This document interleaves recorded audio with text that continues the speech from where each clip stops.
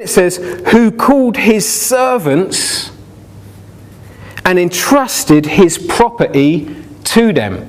So he's got servants, so what does that make this man? Anyone? If he's got servants, what is he? He's a master. He's a master and he's got servants. And in fact, the NIV is trying to be politically correct because of all the terrible black slavery that we've done over the years. But the Greek word is doulos. And some of you know that doulos is naturally translated as slave. And these people are actually his slaves. Now, slaves in those days was very different to black slavery that we think of when we think of England and America's terrible slavery of Africans. But still, a slave back in those days, even though they didn't have that same terrible life as black slaves, slavery in those days did still mean that you worked for a boss and you could only work for that boss and you couldn't work for any other bosses and you had to do what that boss said. And Jesus here is communicating that his disciples are his slaves and he is their boss and they're working for him. They are not independent contractors. Now tell me, what is it that he gives them in verse 14? What does he give his slaves? His property and stuff. His property. And whose property is it? It's the master's property. The master's property. He gives them his own property, which means that they now have his property. Jesus' disciples have stuff that belongs to Jesus.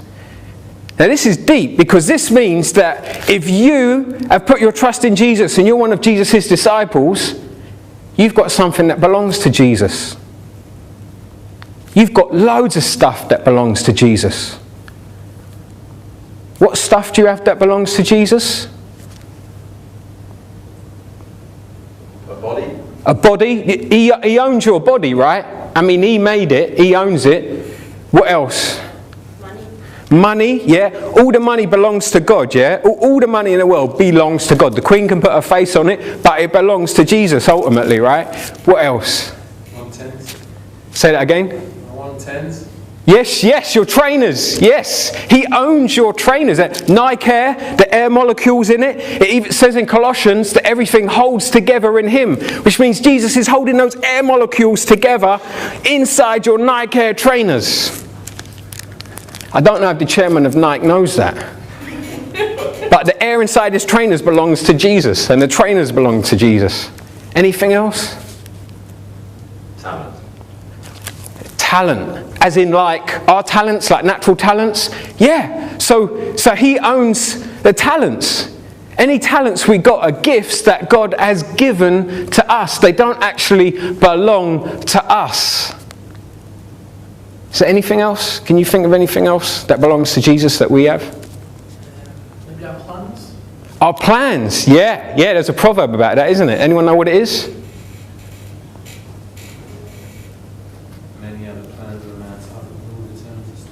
Exactly. So our plans really belong to God. I got another one for you. Our relationships.